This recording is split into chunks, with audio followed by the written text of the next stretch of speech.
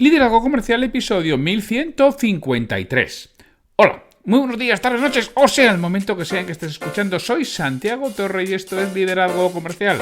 Bienvenidos y bienvenidas a un nuevo episodio de este programa que tienes de lunes a viernes y que está pensado para que cualquier persona que quiera crecer personal y profesionalmente tenga aquí un lugar de encuentro, un lugar donde reciba ideas, consejos, recomendaciones, estímulos, reflexiones sobre cómo conseguir mejores resultados sin tener que incrementar el esfuerzo que realiza. Hoy es el miércoles 21 de junio de 2023 y los miércoles es el día de las charlas.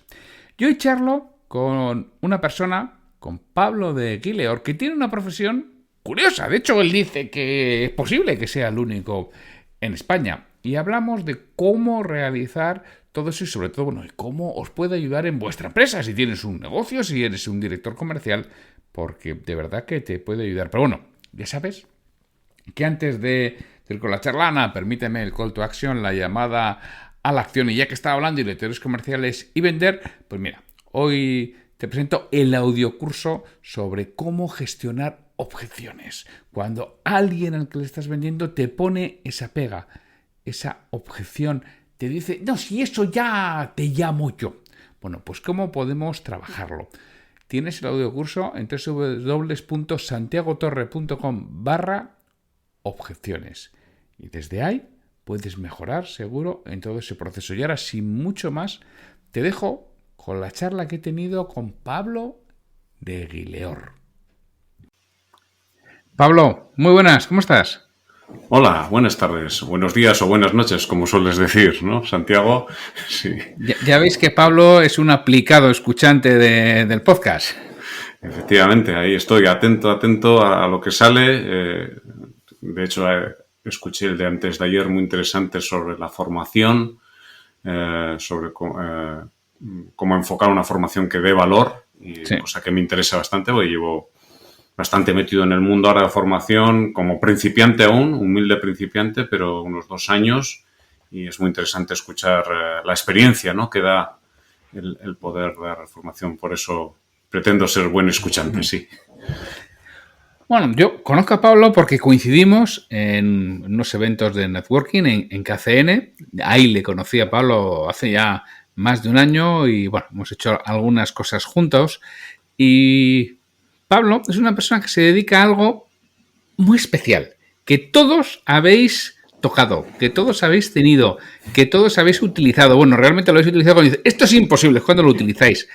Y hay poquitos en España que se dediquen a eso. Pero bueno, vamos a dejar a Pablo que nos cuente a qué se dedica y vamos a ir hablando sobre ello, que me parece súper interesante, sobre todo para la parte de venta. Es muy interesante. Pablo, cuéntanos, ¿a qué te dedicas eso que son muy poquitos en España? Bueno, me dedico a la comunicación técnica, que es el término más oficial que existe. Lo que pasa es que con ello es difícil que lo entiendan una persona normal. Y suelo decir que me dedico a aquello que casi nadie se lee, que es el manual de usuario. ¿Y por qué quizás casi nadie se lo lee? Porque muchos los hemos sufrido. Es decir, coges ese documento y lo sueles coger en un momento en el que o quieres exprimir el producto que tienes en tus manos, o sea, quieres sacarle más allá de lo que es obvio para lo que sirve, o en un momento dado tienes un problema con el producto y quieres que te den una solución, por lo tanto accedes a esos contenidos que te solucionan el problema, ¿no?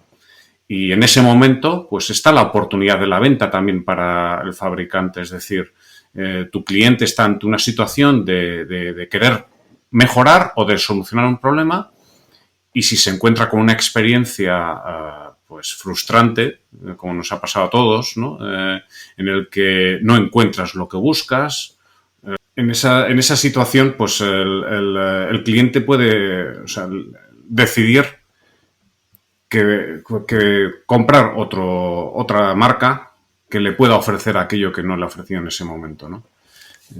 Esa puede ser un poco... Pero el manual de usuario se siguen dando en papel, si ya no vienen ni papel, o sea, ¿eso se sigue haciendo? Sí,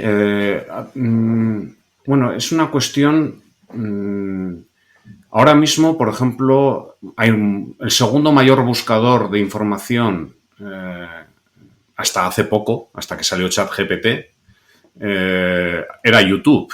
Y mucho de lo que se busca es en el cómo hago yo algo, ¿no? En el YouTube. Es decir, los tutoriales, los videotutoriales, son algo que son muy prácticos.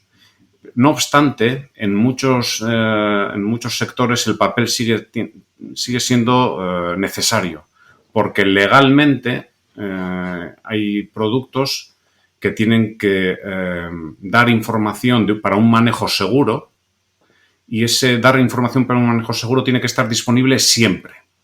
Entonces, si tienes contenidos en formato electrónico y no hay acceso a alimentación eléctrica, pues entonces no puedes acceder a esa documentación. Y si no tienes internet, por ejemplo, si es YouTube lo que quieres plantear, pues tampoco. Es decir, tienes que tener en cuenta que esa información, si tu producto tiene riesgos residuales asociados y tienes que informar sobre el manejo seguro del producto, pues esa información tiene que estar siempre disponible. Y ahí es donde, aunque en ninguna ley pone usted está obligado al papel, la interpretación jurídica es que lo único que asegura 100% esa información es que esté en ese soporte de papel. De ahí que esa información que es para el manejo seguro sí tiene que estar en el papel. Todo lo demás, que es como se diría en inglés, un nice to have, ¿no? Un extra, ¿no? Pues eso puede ir en un formato diferente.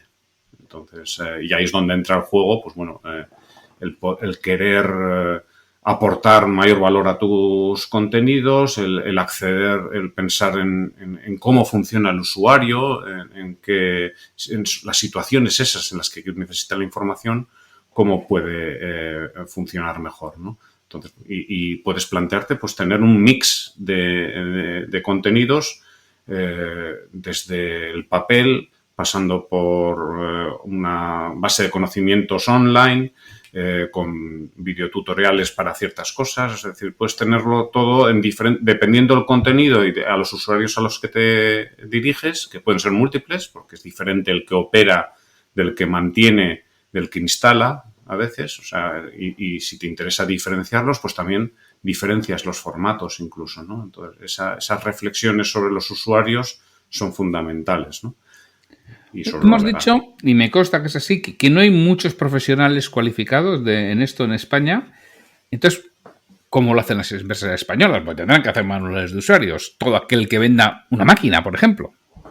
Claro, cualificados prácticamente no hay. De hecho, lo que llevo montando desde hace 2 años como academia de formación, lo hemos creado entre unos socios y yo a raíz de esa falta de formación, de esa oferta en la formación, y mucho es aprender haciendo, ¿no? O sea, todos los profesionales que te encuentras, muchos han ido aprendiendo haciendo, tanto en el ámbito de productos físicos, de las máquinas, de los equipos, como en el mundo del software, ¿no?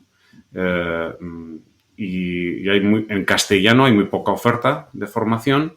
En inglés se puede encontrar más oferta, porque en países como pueden ser Alemania, Estados Unidos, Gran Bretaña, incluso hay carreras universitarias para el redactor técnico, ya desde hace mucho tiempo. Y básicamente esto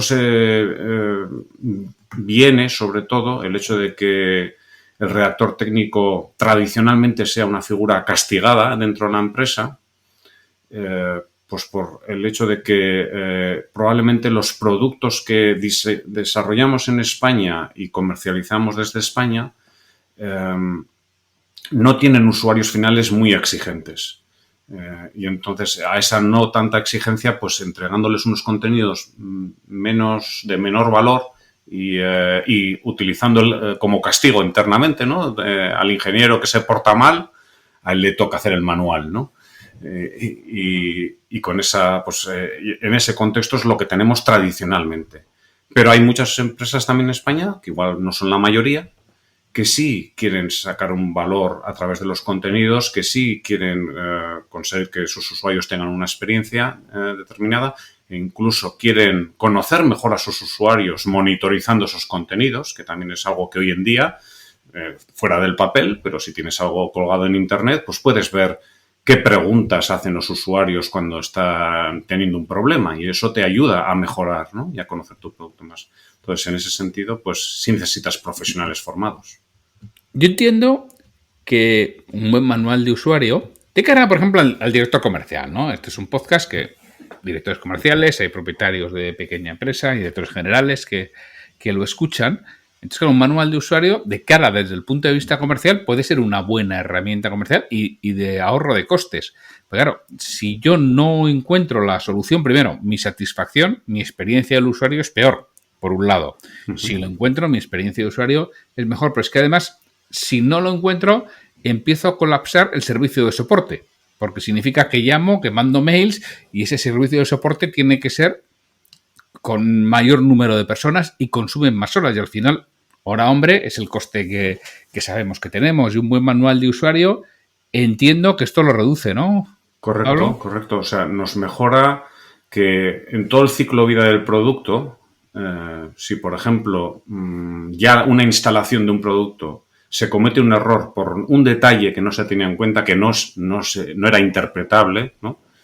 Y ya luego todo lo que va a ser la experiencia siguiente pues puede estar muy lastrada y podemos ahorrarnos viajes de técnicos a lo largo por todo el mundo que tienen que ir siempre porque nos ha fallado esto. Pues nos falla en la instalación una cosa de detalle y eso nos obliga a hacer viajes de instalación. Lo mismo puede ser en la operación del producto y en el mismo mantenimiento. En la postventa lo importante son el tiempo de los técnicos de mantenimiento, ¿no? Y cuanto más eficiente sea ese tiempo, mayor margen vamos a sacar.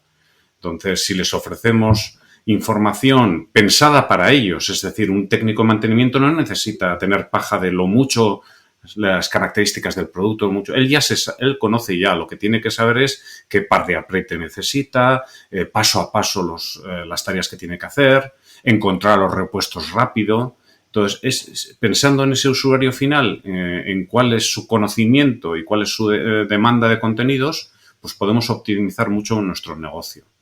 O sea, hay muchas oportunidades ahí si empezamos a ir abriendo, ¿no?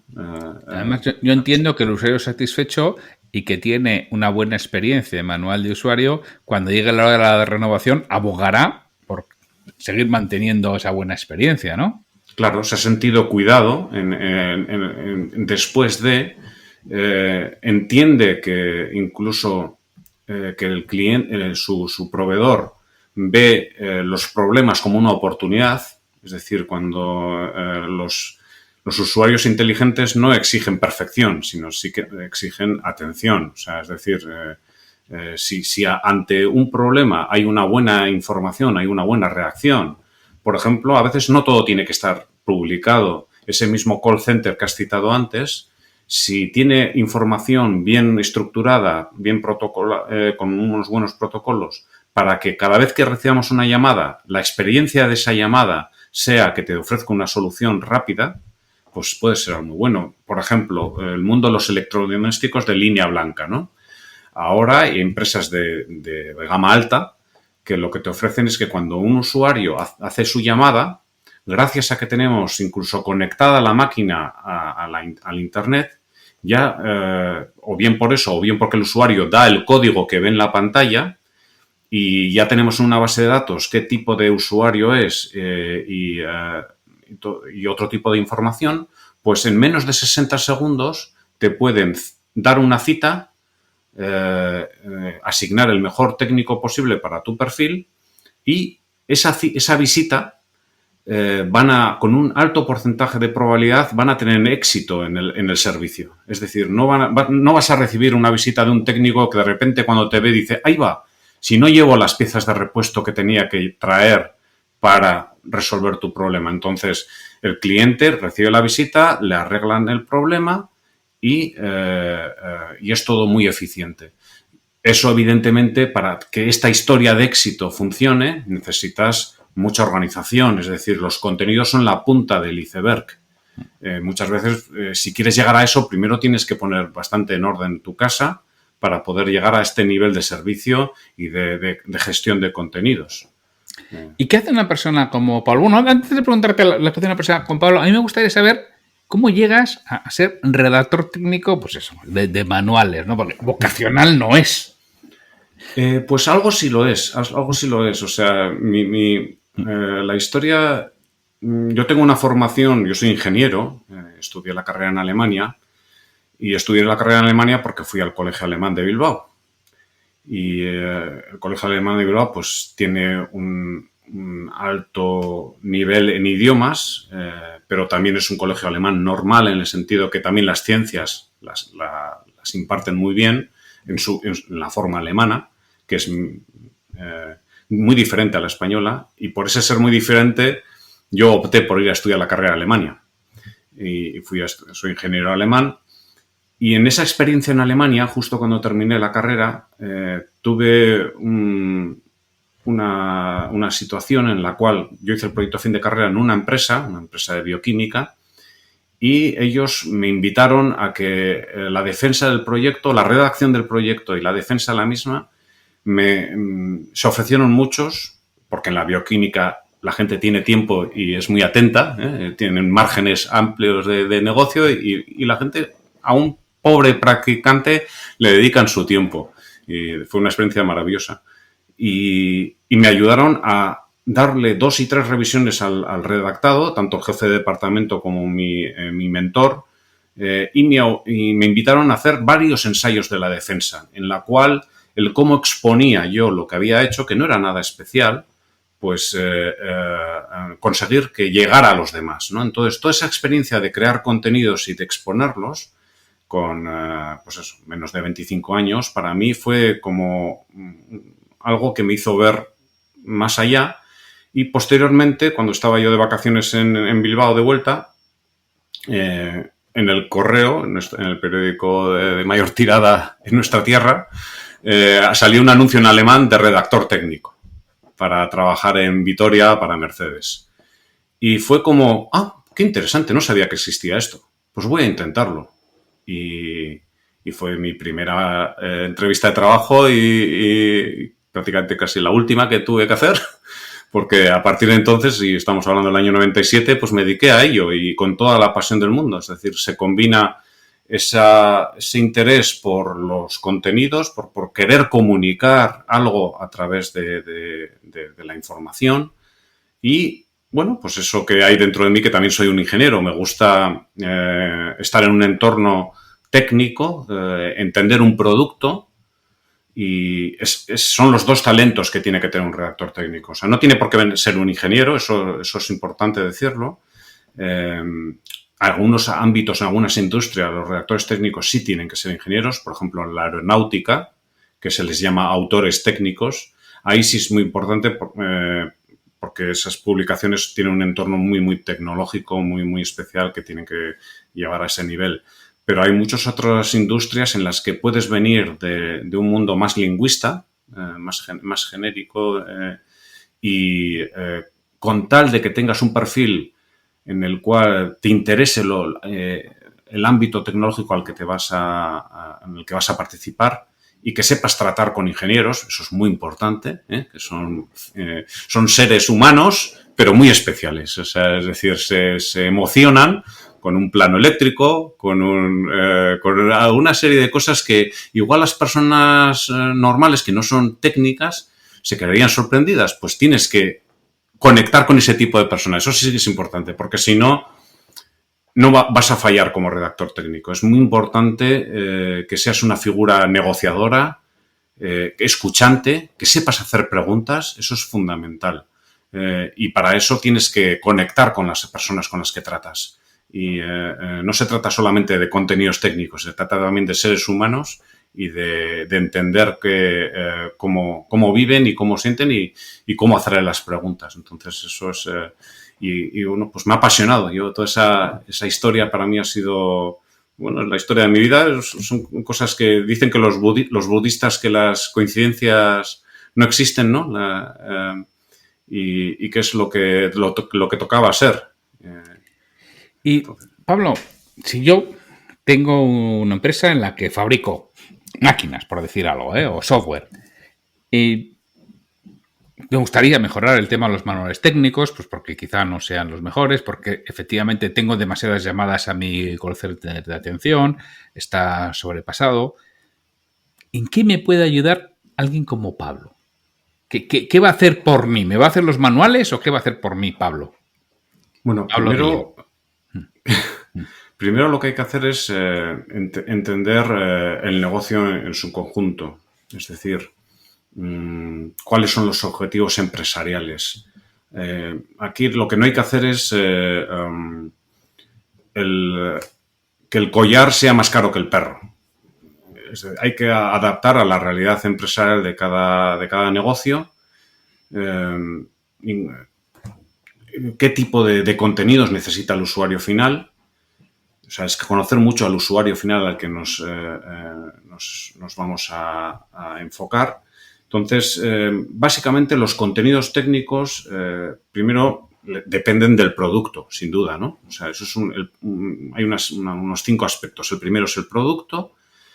El segundo son sus usuarios, los usuarios de esa documentación a los que vamos a asignarnos, y entre ellos los cruzamos primero y de ahí sacamos casos de uso. Con esos casos de uso vamos a ver qué tipo de publicaciones podrían ser interesantes para el producto. Y en ese cruzar, en hacer primero un diagnóstico de ese cruzar, podemos ver que se han ido arrastrando documentos o formas de redactar hasta ahora que no tenían sentido. O sea, y esa es lo que es la metaestructura de publicaciones, ¿no? Es ver qué necesitamos realmente publicar, qué es lo que demanda. Y a veces se está produciendo mucha paja dentro de la empresa que no tienen tanto sentido para un usuario final. Quizás para una gestión interna de la información, quizás sí, pero para publicarlo con todas las tildes y todos los puntos necesarios bien limpio, pues igual no tanto. Entonces podemos minimizar el esfuerzo por ahí. Por ejemplo, eso es un aspecto. Luego hay otros aspectos muy importantes también, otros 3, aparte de los 2 primeros que he citado, que son el producto y el usuario, que son, por un lado, cómo es la estructura de la empresa. O sea, cómo son los procesos, la organización, cómo está. Pues conocerla, ver si se puede darle un pequeño toque para quizás crear la figura del comunicador técnico que faltaba. Lo típico suele ser distribuirlo entre diferentes personas y que cada uno lo haga como bien pueda. Entonces eso se le puede dar una vuelta. Luego hay que tener muy en cuenta pues, cuántos recursos disponemos para crear los contenidos, o sea, qué objetivos empresariales y lo que la empresa puede dedicarle a ello, ¿no? De ahí lo del collar, ¿no? y el perro. Estar en ese sentido bien alineados. Y finalmente hay un último aspecto que en el ámbito de los productos físicos es fundamental, en el mundo del software no tanto, y es la conformidad legal. Hay un ámbito jurídico que nos puede obligar a crear contenidos y conocerlo, saber qué es lo que exige realmente,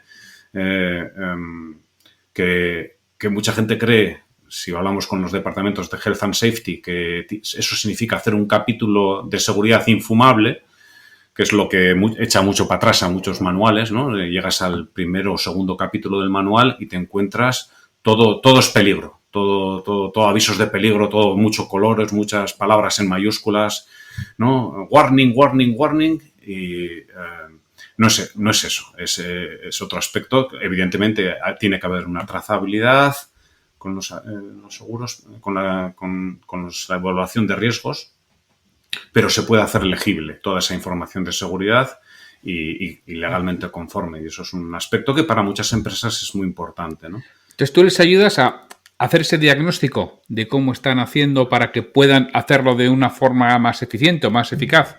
Eso es. ¿Qué es lo que es necesario? ¿Qué es lo que puede ser suplementario y no tanto? Cómo ir paso a paso, es decir, no se tiene por qué hacer todo de golpe, sino de una manera digerible, ir mejorando esos contenidos y cómo con poco se puede ganar mucho. Es decir, a veces es como aquel mecánico del coche que abre el capó, aprieta una tuerca y vuelve a arrancar el coche, ¿no? Pues un poco es esa visión. A veces con muy poco podemos conseguir un gran efecto, ¿no? Algo como el Pareto, ¿no? Con un 20% de cambio podemos conseguir un 80% de mejora, ¿no? Y esa es lo que puedo ayudar con toda la red de profesionales con la que cuento, que son ya más de 25 años trabajando en el sector, y esa es, digamos, la visión que tenemos, ¿no? De poder ayudar desde un punto de partida X a definir conjuntamente qué siguientes pasos pueden ser, tener ese efecto, ¿no? de mejora. O sea, al final, entre otras cosas, mejorar el manual y ahorrar costes, por lo que veo. Sí, ahorrar costes, ganar oportunidades de venta, posicionarnos mejor. Puede haber, pues eso, diferentes circunstancias, ¿no? A veces, en muchos casos, se sufre mucho con esta tarea. Al final de un proyecto de industrialización, pues lo que toca es hacer el manual y se han ido comiendo todos los hitos y llega cuando ya no se tiene tiempo de nada, lo que nadie quiere hacer y todo es para ayer, ¿no? Entonces, primero, pues solucionar ese contexto, que no se esté en el último minuto haciéndolo todo. Eso puede ayudar mucho. Puede ser que por esas razones haya penalizaciones. Hay industrias que conocen y en el contrato ponen y lo utilizan cláusulas para que si entregas fuera de plazo, pues haya una penalización que puede hacerle daño al negocio, ¿no?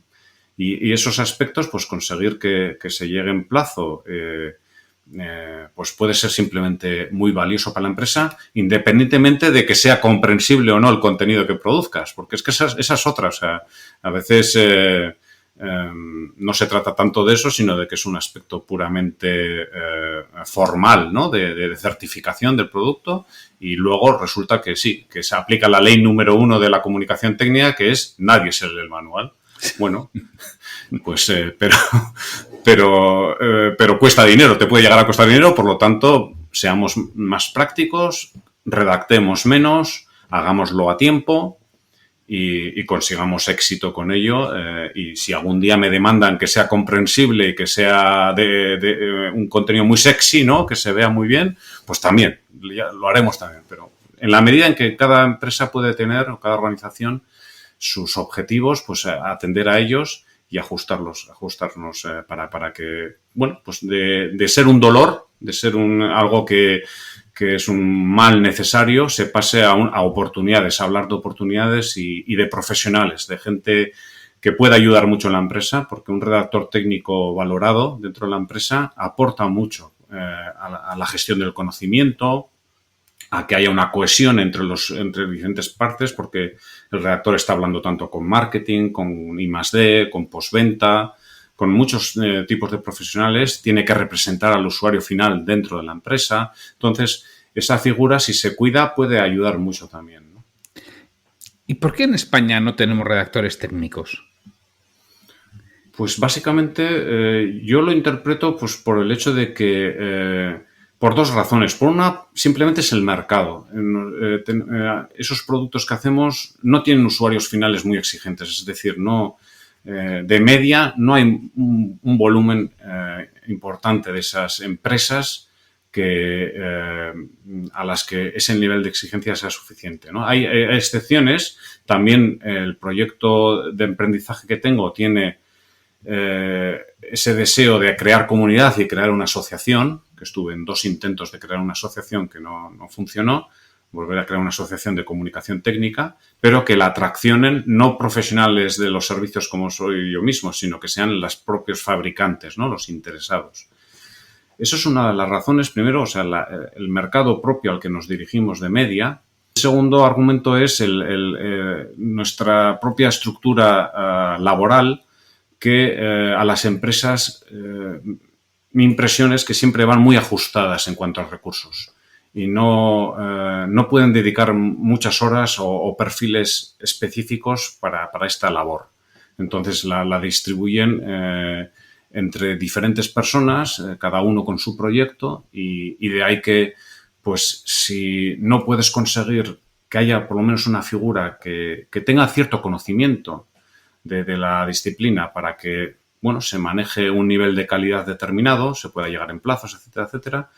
Y si quieres, pues bueno, para asegurarte laboralmente lo subcontratas, yo he estado 20 años trabajando en subcontratación de crear contenidos y eso es posible, pero mi experiencia en esos 20 años es que si el cliente, el fabricante, no tiene una figura que sepa lo que está subcontratando, los proyectos siguen siendo una frustración constante, es decir, un constante llamar al cliente y decirle, bueno, es que tenemos un cambio de requisitos porque ha pasado esto, lo otro, lo más allá y no cumplimos lo que en teoría debería ser, ¿no? Entonces, ese cuidar internamente que la cadena para crear los documentos sea buena, pues es necesario por lo menos una figura que sepa las condiciones mínimas para producir contenidos internamente. Una última pregunta. En este caso ya es como escritor, ¿no? Como escritor, que a mí me preocupa las herramientas que se utilizan, porque entiendo que no lo haréis en Word, ¿no?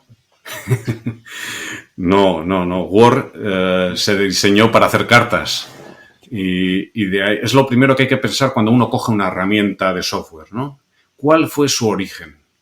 Es lo que cuento muchas veces. Entonces, Word originalmente se diseñó para hacer cartas. Luego hubo cierta demanda de vamos a darle más opciones y vamos a permitir que Word tenga imágenes, que tenga numeración de páginas y numeración de pasos, de capítulos. Pero eso muchas veces nos da quebraderos de cabeza totales, ¿no? Word enseguida reviente si le pones demasiadas imágenes o las numeraciones o hipervínculos que incluyes de referencias cruzadas no funcionan. Entonces, muchas empresas utilizan Word, también utilizan, por ejemplo, InDesign para hacer documentos, pero InDesign hay que también pensar, por ejemplo, de Adobe, se diseñó para hacer folletos comerciales.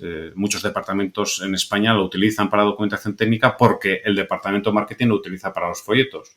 Y sí, es muy potente para tipografía, pero en cuanto tienes un volumen de páginas grande, pues tampoco es la herramienta. Si ya quieres saltar a publicar online, tampoco es la herramienta. Entonces, hay que pensar eso, ¿para qué se diseñó? Y para hacer publicación papel y publicación online hay herramientas. Yo domino una que es Adobe FrameMaker, que es una muy clásica de los años 80, que ha ido evolucionando y te permite hacer cosas muy elegantes de volúmenes muy altos en formato papel y a la vez también publicar online.